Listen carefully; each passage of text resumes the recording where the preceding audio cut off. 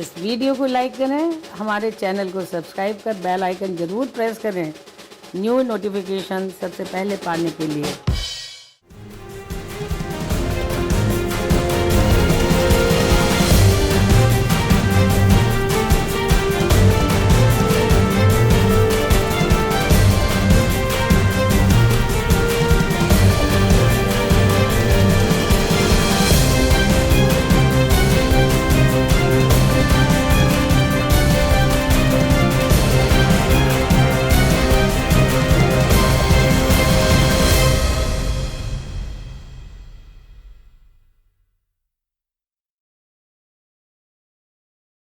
मित्रों, दिग्विजय देश की आवाज़ में आपका बहुत बहुत स्वागत है।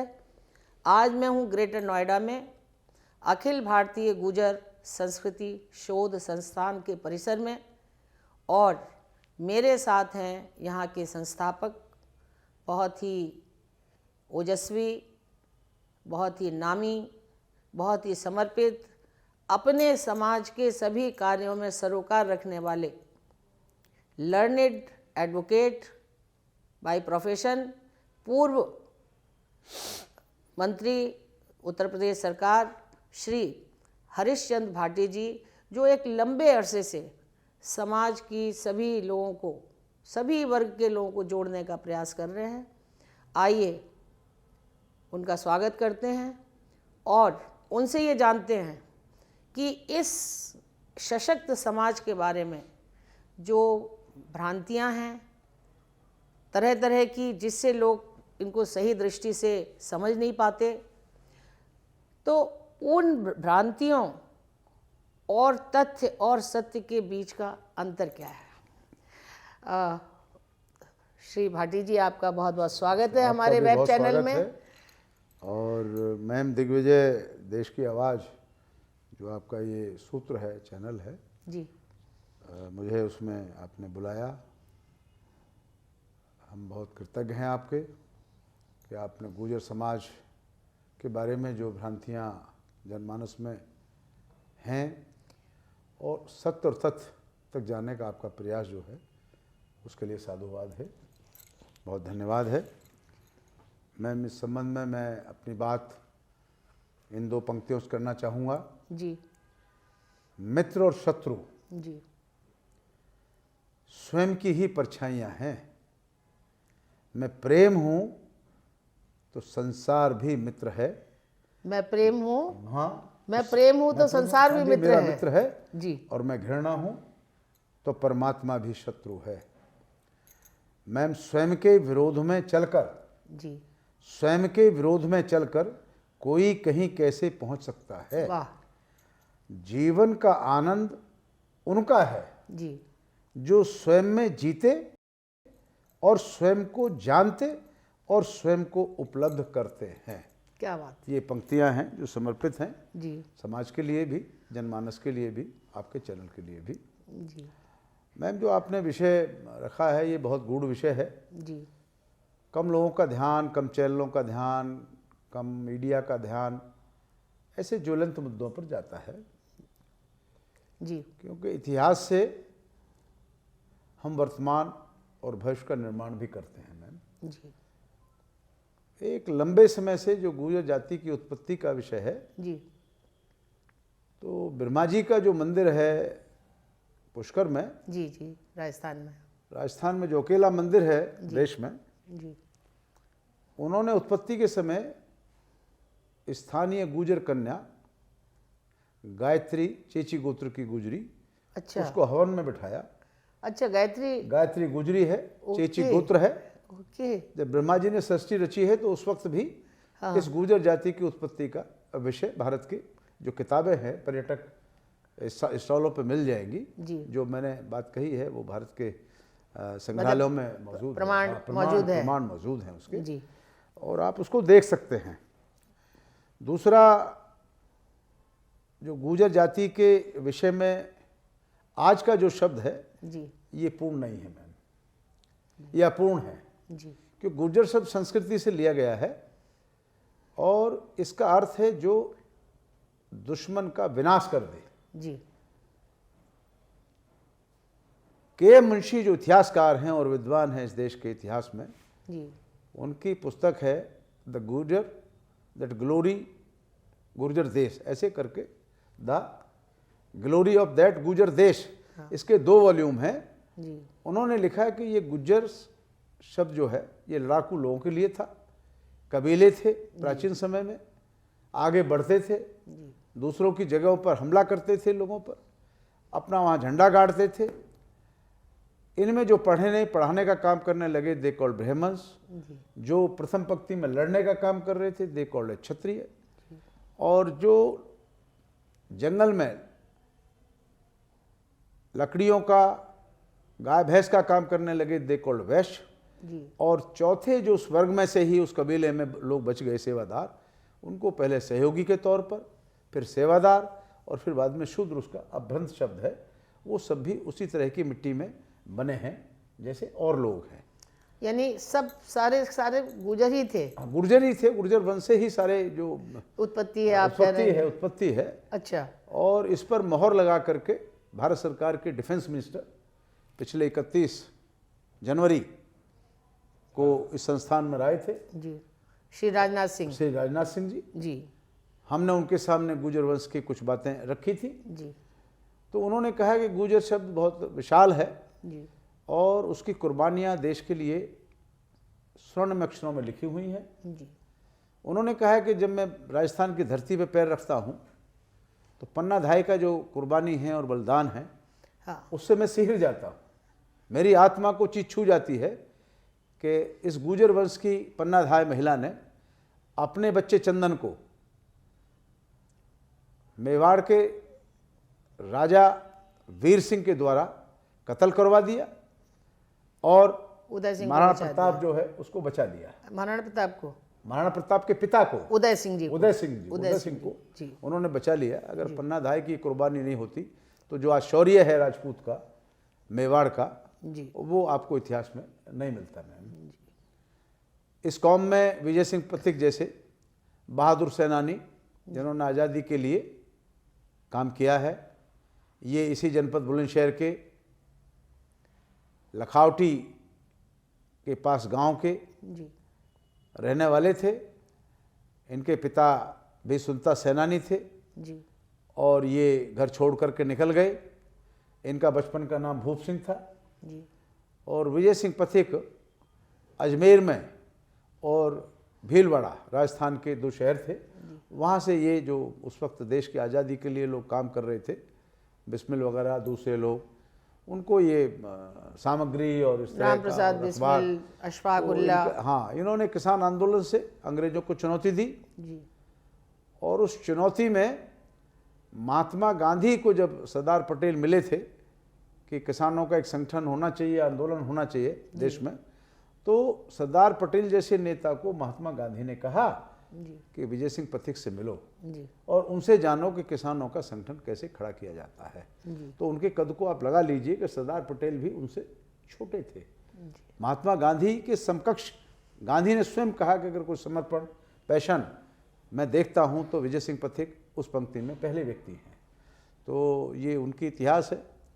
बाकी जो कई बार ये भ्रांति रहती है कि गुर्जर भैंस गाय की चोरी करते थे, बैल की चोरी करते थे, मतलब एक क्रिमिनल की तरह, हाँ, एक अपराधी की तरह ऊपर छाया आती है कि क्रिमिनल्स हैं ये, जो विषय आपने तो लोग डरते हैं उनसे संबंध जोड़ने में। बेशक बेशक बेशक दूर रहना पसंद। अच्छा, गुर्जर है तो भाई इनसे तो दूर ही रहो। तो वैसे तो ये जो भ्रांति है, जी जी मैम, आपने सही कहा।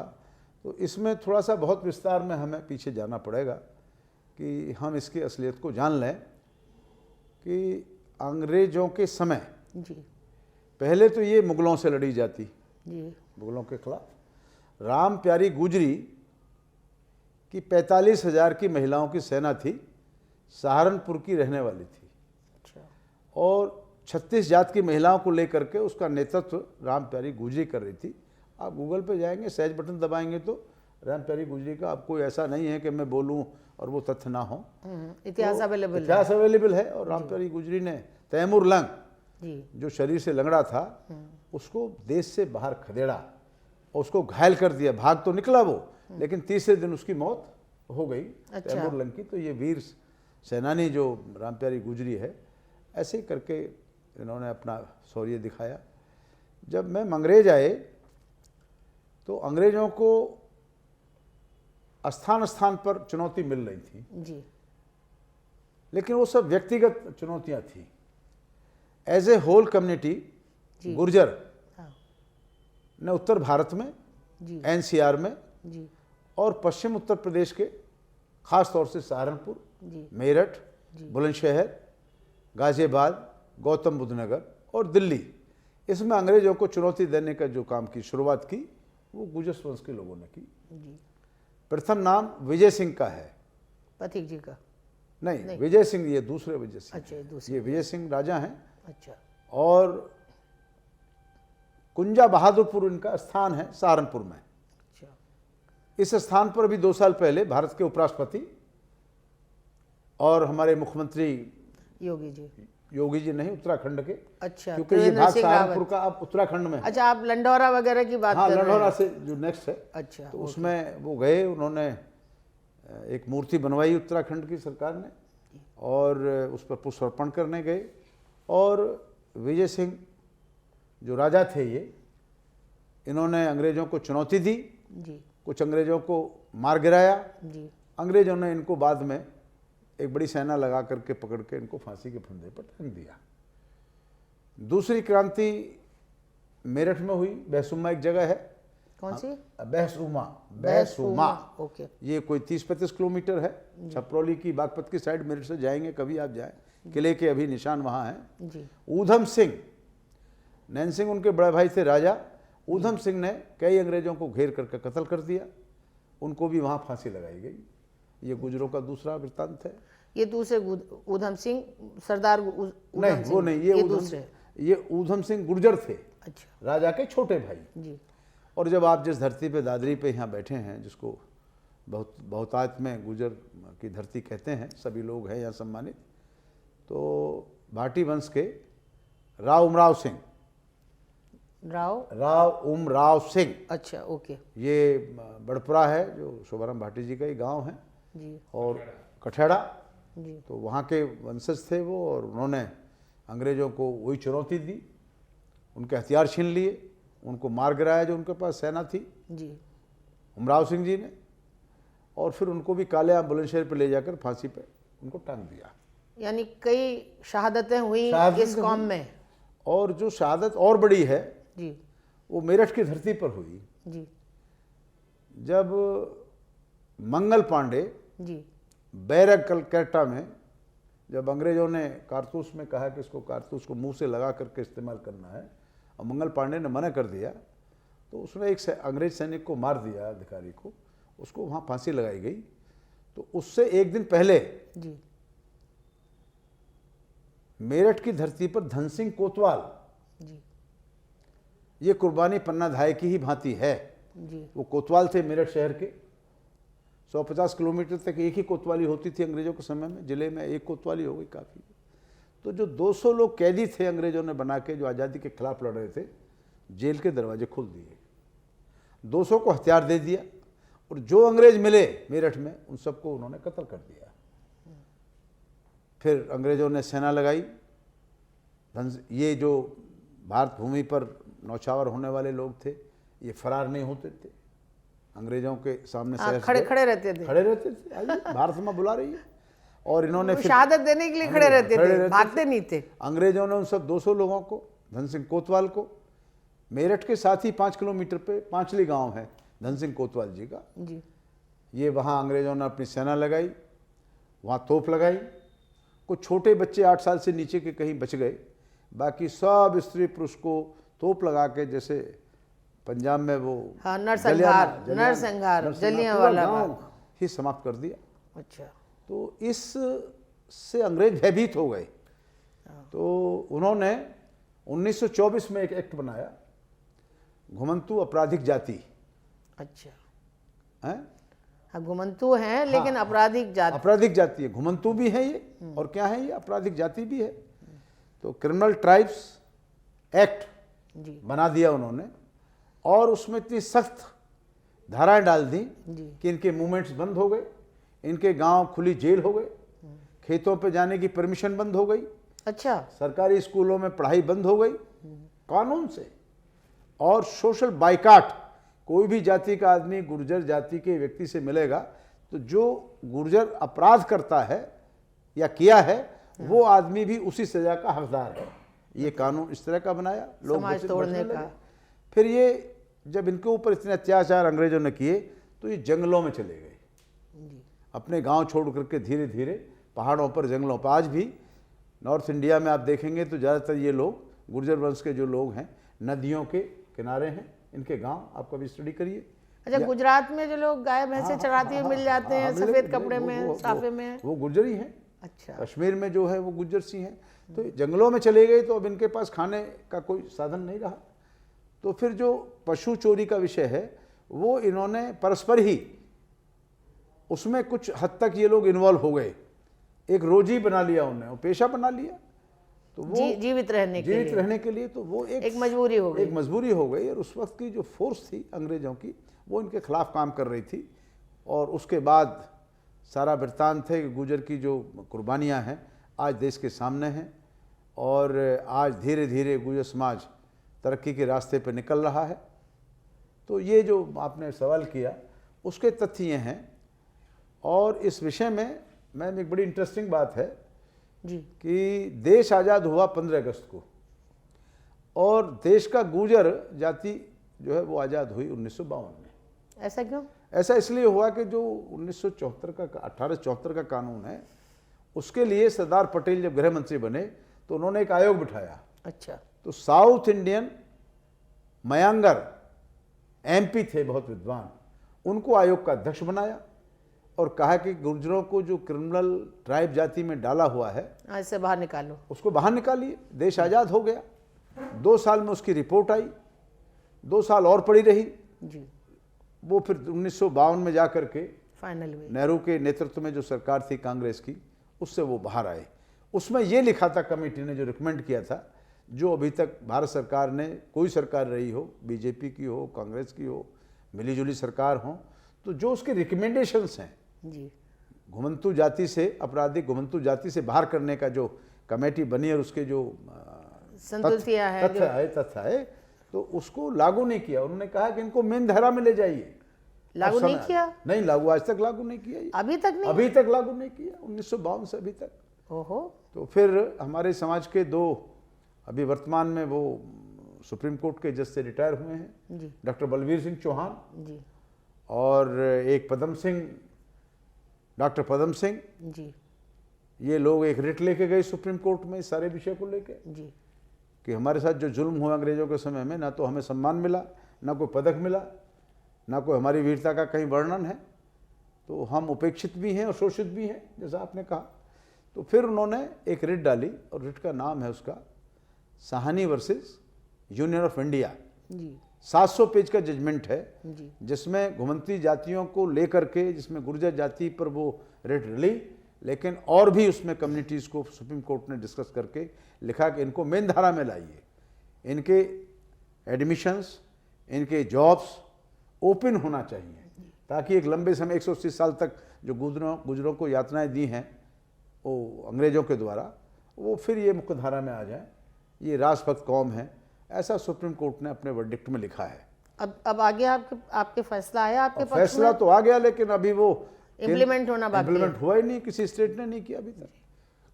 जी, लागू किया नहीं।